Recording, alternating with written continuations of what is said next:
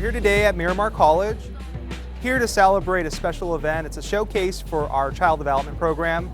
We've invited 75 students from San Diego Unified, and they're here to learn about careers in early education, child development.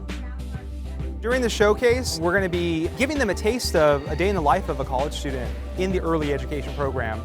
So for example, they'll be conducting activities regarding curriculum, they're going to be learning about the careers in early education, and also what they can do with their degree after they graduate from Miramar College.